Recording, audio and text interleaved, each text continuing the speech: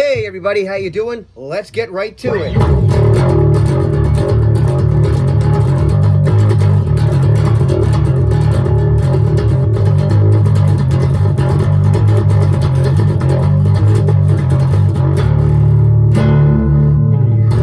That's right, I'm not playing any guitars today, I am playing a bass. So today, we are going to do what I'm calling a critical gear review. Buyer beware, that's you or your friends.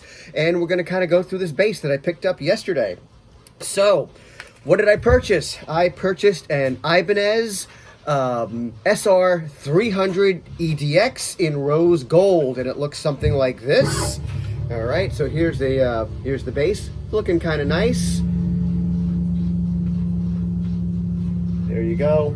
There's our reverse end, back end as well.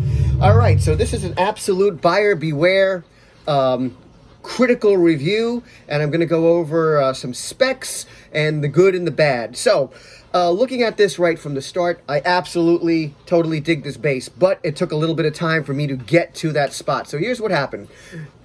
I went into the local retail store place and to purchase a bass, and I was looking at the Ibanez basses, and I really love the way this one looked. Now, I also know, do not buy instruments of any type with your eyes. You got to buy them with your brain, your ears, and your hand, not just your eyes. But I did really like the way it looked, so I did gravitate toward it.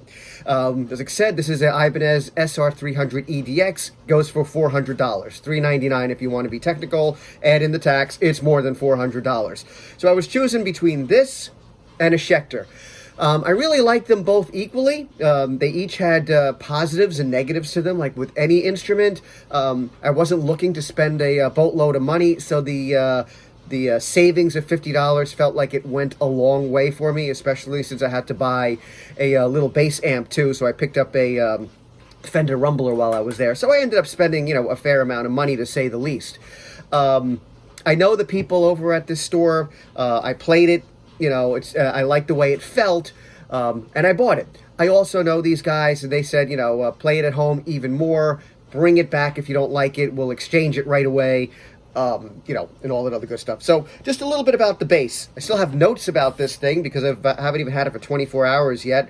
Active pickups, it has a bridge and a neck pickup. It has, for our knobs over here, it has a bass boost cut, mid boost cut, treble boost cut, master volume, pickup balancer, which is really nice because it leaves you, it does it with a knob, and it really can blend the pickups very nicely. And it has a power tap switch for what they call power tap series and tap.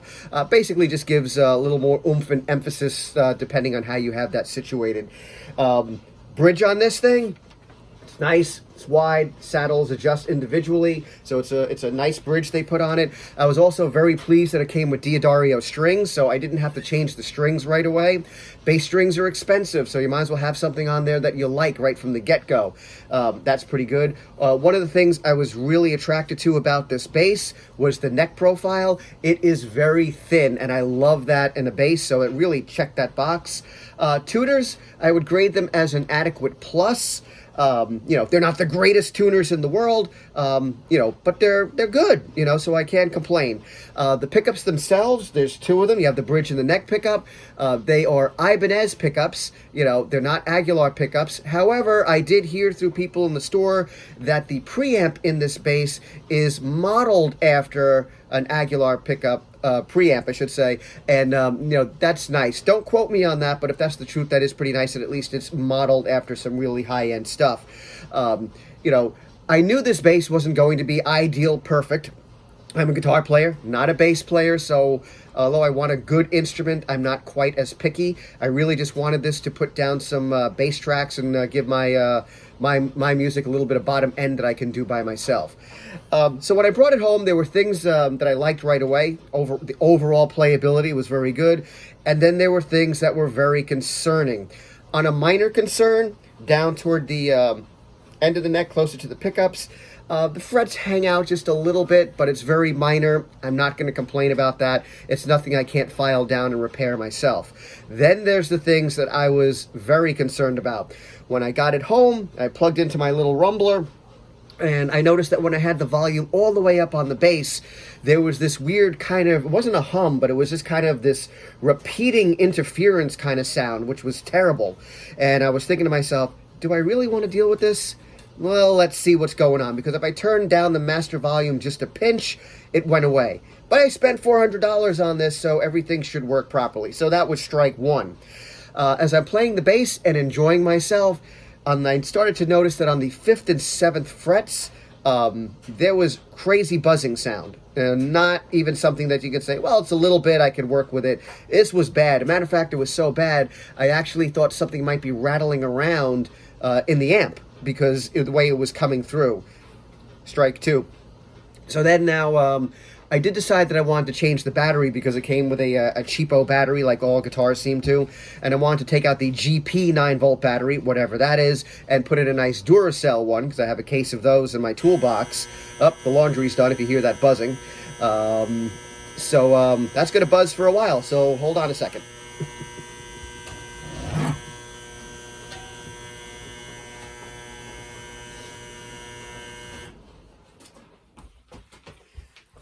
All right, low-budget videos. That's the wonderful thing about them. So the laundry is now officially done and the door's open, and it's not going to make all that noise anymore, so I'm back. So I went to go change that battery, all right, and it took me about 10 minutes to change the damn battery. I took it out, no problem, but the housing for the battery, for the 9-volt battery, was just pathetic, the worst I have ever seen. You couldn't get the battery back in because where you plug the battery in, the two wires for the 9-volt battery, there was no lead on them, so you could not access the batteries. It took about 10 minutes to put it in. That was strike three. So I went back to the store and I grabbed the Schecter bass right off the shelf. I brought it over to the Guitar Tech area, and my guy was there. He's so talented and really good. His name is Anthony. And I said, hey, here's the problems that I'm having. I said, I got this weird repeating kind of hum sound. 5th and 7th frets are not making me happy. And then there's this 9-volt issue. And he just smiled and he said, do you like the bass? I said, yes, except for all these problems. So he said, let's take a look at it. So the first thing he did was he took a look at that weird repeating hum thing that was happening. And he did the most simple thing first. He sprayed some sort of magical electronics cleaner in there. Bang, put up the volume, hum went away. Now we're down to just 2 strikes. He started to play around. He gave the guitar another neck adjustment, because he did give it a neck adjustment before. He gave it another neck adjustment, and it sounded a little bit better.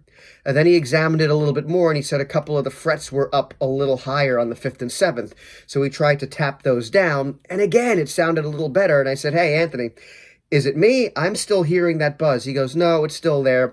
So we ended up filing down the 5th and 7th frets, put a little extra work into that, and that buzz went away. Now we're down to 1 strike. This is getting good, all right?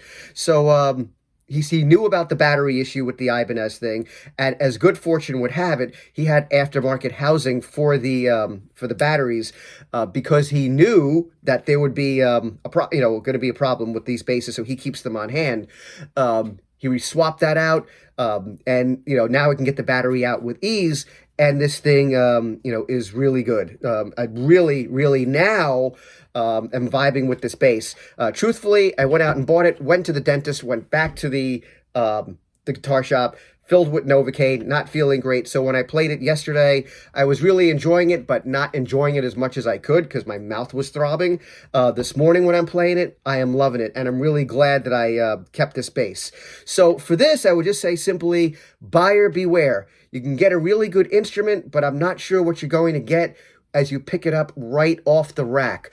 Make sure you bring it to somebody who's talented, unless you have those talents yourself, because some work needs to be put into it.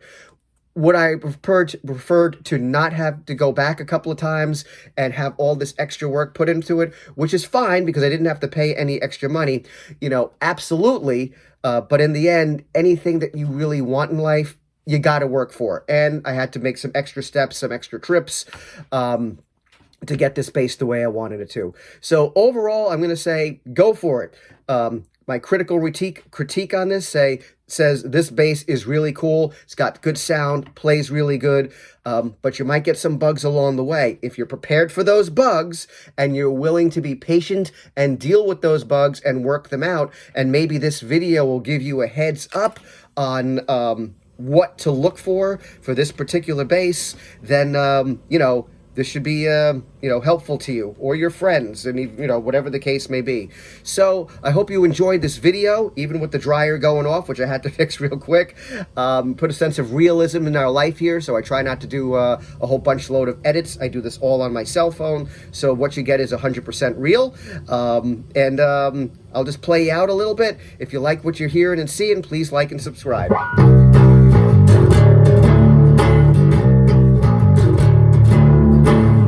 Happiness. Take care. Peace. Stay well. Stay metal.